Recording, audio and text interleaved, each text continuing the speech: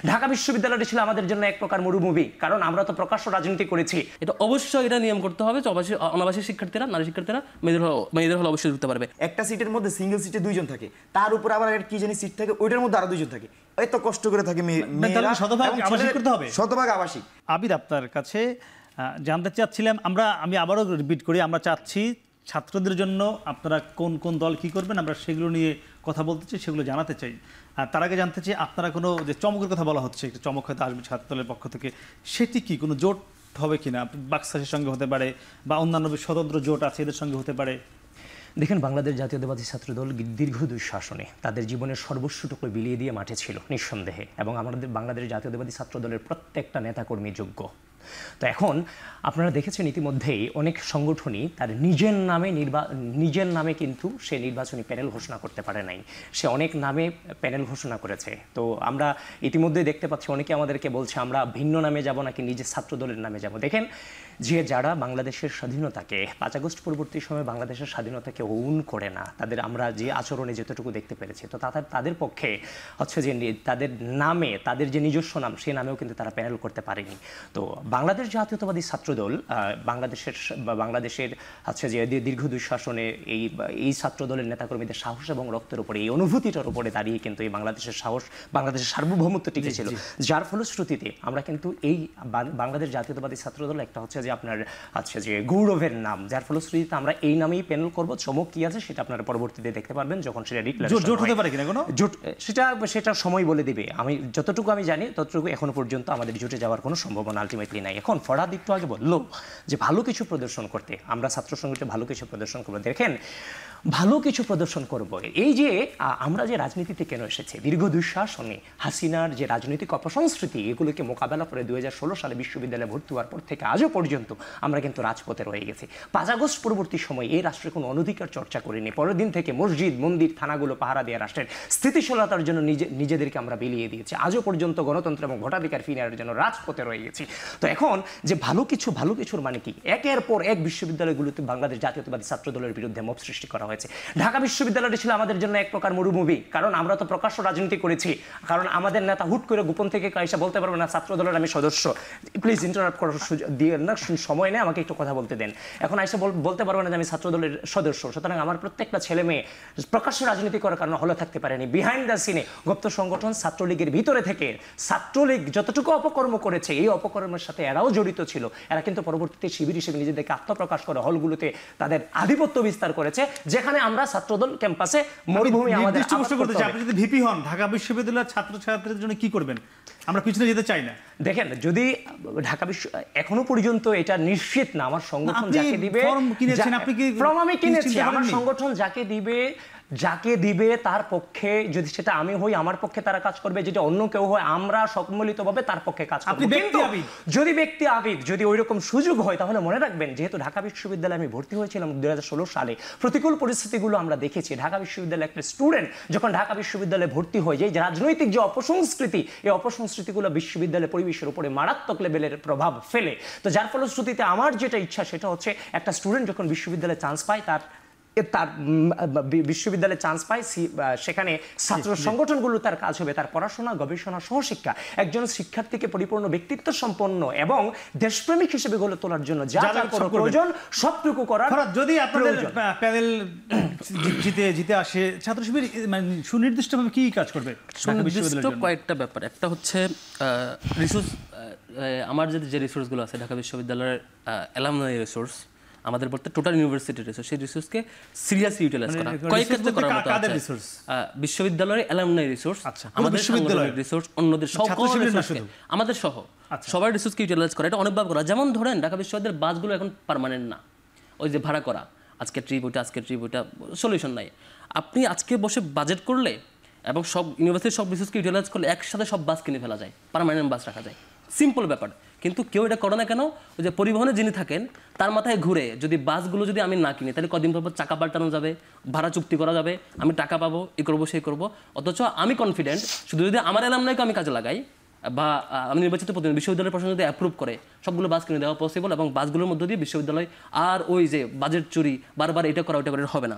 যেমন ধরেন শিক্ষার্থীদের জব কেন্দ্রিক, আপনি বিশ্ববিদ্যালয় প্রশাসন চাইলে এই যে সংকট, জবের সংকট, শিক্ষার্থীদের সংকটে থাকে, সিটের সংকট, আবাসিক সংকট, সবগুলো শুধুমাত্র বিশ্ববিদ্যালয়ের সাবেকদেরকে, অ্যালামনাইদের যেই রিসোর্স সেগুলো ইউটিলাইজ করা পসিবল। সবচেয়ে বড় যেটা সেটা হচ্ছে প্রবলেম সলিউশন, প্রবলেম অ্যাড্রেস করা। অনেকগুলো প্রবলেম আমাদের বিশ্ববিদ্যালয়ের শিক্ষার্থীরা, বিশেষত নারী শিক্ষার্থীরা অনেক বেশি প্রবলেম ফেস করে। দেখেন যে একটা পরিবারের সদস্য আসলে সে হচ্ছে ভিতরে যে ঢুকবেই পারমিশন নেই হলের ভিতরে, আবাসিক শিক্ষার্থীদের, নারী শিক্ষার্থীদের। আমরা চিন্তা করব অন্তত প্রাইমারিলি যেটা করতে হবে যে আবার ওনাদের কিছু রেস্ট্রিকশন আছে, শিক্ষার্থীদের কিছু কনসার্ন আছে, চুরি হয় এটা সেটা, আমার একটা সময় দেবেন, 1 মিনিট সময় দেবেন অন্তত। সেখানে যদি আপনি একটা গার্ডিয়ান লাউঞ্চও রাখেন প্রত্যেকটা হলের ভিতরে, তাইলে দেখা যাবে যে শিক্ষার্থীরা অন্ততপক্ষে অভিভাবক আসলে যেতে পারবে। আরেকটা বড় প্রবলেম, যেমন অনাবাসী শিক্ষার্থীরা ক্লাস করতে আসে, দুপুরে খাবে কই, হলে ঢুকতে পারে না। একটা অনাবাসী শিক্ষার্থীরা কার্ড দেখায় ঢুকতে পারে না। এটা অবশ্যই এটা নিয়ম করতে হবে যে অনাবাসী শিক্ষার্থীরা, নারী শিক্ষার্থীরা মেয়েদের হলে অবশ্যই ঢুকতে পারবে। এক হলে শিক্ষার্থী আর হলে ঢুকতে পারে না। এই ধরনের প্রবলেম কেন হবে? কার্ড দেখে অবশ্যই ঢুকতে পারে, অ্যাপ্রুভাল লাগবে। এই যে নারী শিক্ষার্থী বলছেন, নারী শিক্ষা অনেকে বলে মানে সামাজিক যোগাযোগের মাধ্যমে ছাত্রী যারা, যে ছাত্র শিবিরকে ভোট নারীরা খুব কম দিবে। আপনি দেখবেন ছাত্র শিবিরের এর আগে যখন এক যুগে সারা দেশের সকল ছাত্র সমিতির ইলেকশন হয়েছে, অলমোস্ট বেশিরভাগ কলেজ এবং ইউনিভার্সিটিতে সবচাইতে বেশি বিজয়ী সংগঠন আপনি অ্যানালাইসিস করবেন, আপনি সবচেয়ে বেশি বিজয়ী সংগঠন ছাত্র শিবির। এই ইলেকশনে আপনি সবগুলো ক্যাম্পাস কলেজ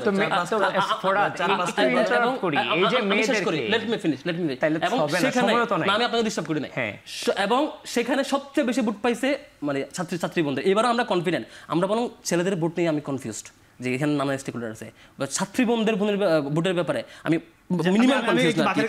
আমি একটু আমাকে 15 সেকেন্ড সেটা হচ্ছে আমাদের এই যে ভাই যে সত্য বলেন তার একটা উদাহরণ আর কি। ভাই শুরুতে বলছেন যে উনি তারেক রহমানের নাম বলে নাই, আমি শতভাগ চ্যালেঞ্জ দিলাম, ভিডিওটা এখানে প্লে করেন, উনি তারেক রহমানের নাম প্রেস কনফারেন্সে বলছেন।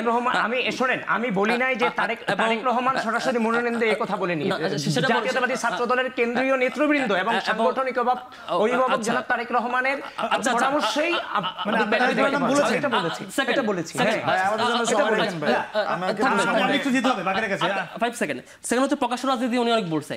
আমরা ছাত্র দলের দেখেছি যে 5 তারিখের আগের যে মিছিলগুলোতে ঢাকা বিশ্ববিদ্যালয়ের 20-25 জন ছিল, কমিটিতে 200 শতাধিক, হল কমিটিতে 500 শতাধিক লোক আসছে, আকাশ থেকে আসছে না। ঠিক আছে, এই সব দলই আছে। আগে তো মিছিলে গত 15 বছর সবাই ছাত্রলীগ করতে হয়েছে, এই বিষয়ে ডিবেট না যাওয়াই ভালো। বাকি আপনারা ছাত্রদের কাছে সবচেয়ে বেশি মানে আপনাদের দিকে এক্সপেকটেশন, আপনারা কি করবেন এখানে? আমরা আগেও বলেছি, এখনো বলছি, আমরা বাংলাদেশি বিশ্ববিদ্যালয়গুলো এখনো গবেষণা ভিত্তিক বিশ্ববিদ্যালয়ে রূপান্তর হতে পারেনি।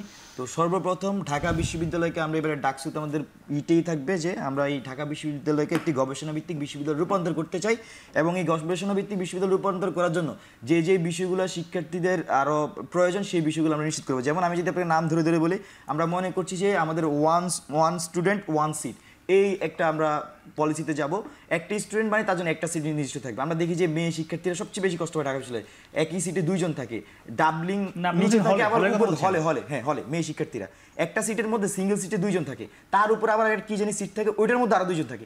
এত কষ্ট করে থাকে মেয়েরা, শতভাগ আবাসিক, শুধু ওয়ান স্টুডেন্ট ওয়ান সিট, এটা আমরা নিশ্চিত করি। আমি মনে করছি ঢাকা বিশ্ববিদ্যালয় এটা নিশ্চিত করা খুবই সম্ভব। এটা শুধুমাত্র রাজনৈতিক কারণে কেউ পরিধি বাড়ানোর দরকার নাই। এখানে নানা মডেল আছে, অনেক হল পুরানো হয়ে গেছে, সেখানে বড় বিল্ডিং তুলে দেন। আপনি দেখবেন যে সর্বশেষ শেখ মুজিবুর রহমান হলের মধ্যে বড় একটা বিল্ডিং উঠিয়েছে, যথেষ্ট অ্যাকোমোডেশন আছে। আমি একটু বলবো, সেখানে একটা হচ্ছে ওয়ান স্টুডেন্ট ওয়ান সিট, আরেকটা হচ্ছে আমরা একাডেমিয়ার মডেলে পরিবর্তন আনতে চাই, বিশেষ করে এখানে গবেষণার জন্য। আপনি দেখবেন যে গবেষণা বিশ্ববিদ্যালয়ে তো আমাকে গবেষণার জন্য ফান্ড লাগবে। আমরা দেখি ঢাকা বিশ্ববিদ্যালয়ের শিক্ষার্থীদেরকে সেই পরিমাণ ফান্ড দেয় না যেটা গবেষণা করার জন্য যথাযথ। সেখানে পিএইচডি যে প্রোগ্রাম, সেটা ঢাকা বিশ্ববিদ্যালয়ের পিএইচডি প্রোগ্রামগুলোতে খুবই কম হচ্ছে যে তাদেরকে রিসোর্স সাপ্লাই দেওয়া হয়। সেখানে পিএইচডি প্রোগ্রামে সরাসরি ভালো পরিমাণ ইনভেস্ট করতে হবে। মিনিমাম একটা শিক্ষার্থীর পিছনে যদি আপনি 4 বছরে 1 কোটি টাকা খরচ করেন, এটা সম্ভব। আপনি 50 লাখ টাকা খরচ করলেই সম্ভব। আপনি 100 কোটি টাকা যদি 1 বছর খরচ করেন, আপনার 4 বছর পরে 200 গ্রাজুয়েট বের করা সম্ভব, 200 গ্রাজুয়েট না 200 পিএইচডি বের করা সম্ভব, সরি। তো এটা একটা। আরেকটা হচ্ছে ঢাকা বিশ্ববিদ্যালয়ের বড় সমস্যা ফুড ম্যানেজমেন্ট একটা প্রবলেম, এবং ঢাকা শিক্ষার্থীরা খাবার নিয়ে খুবই সমস্যা।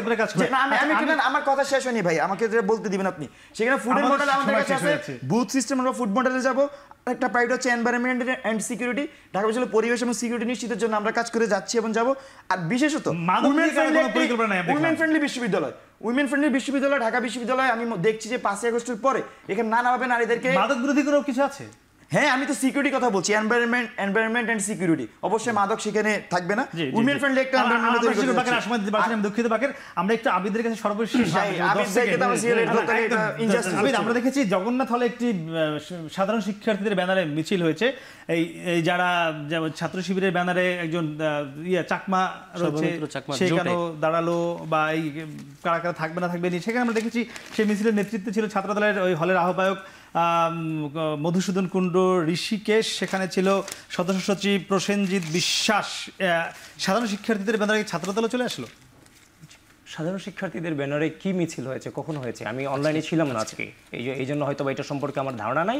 তবে হচ্ছে যে ওই যে ইনক্লুসিভ যে প্যানেলের কথা আপনারা বলছেন, যে হচ্ছে যে ইনক্লুসিভ, ইংরেজিতে একটা টার্ম আছে ফোর্স রিপ্রেজেন্টেটিভ, 10 সেকেন্ড শেষ করবো। Force representative. তো এখন এটা হচ্ছে যে ফোর্স রিপ্রেজেন্টেটিভটা হচ্ছে যে যেখানে হচ্ছে যে এটা একটা পপুলিস্ট আইডিয়া, যেখানে যার 5 সেকেন্ড। প্রয়োজন নাই শুধুমাত্র হচ্ছে যে ওই পপুলিস্ট হওয়ার জন্য, যেখানে যার প্রয়োজন নাই সেটা হচ্ছে প্রোভাইড করা, যেটা মানে হচ্ছে যে যেখানে যারা যোগ্য সেটার দিক না গিয়ে পপুলিস্ট আইডিয়ার না, দিকে আমরা অনেকেই প্রত্যাশা করবো যাচ্ছে। যেখানে যারা যোগ্য সেখানে তারা বসবে। ডাকসু নির্বাচনের মাধ্যমে আপনাদের তিনজনকে অসংখ্য ধন্যবাদ।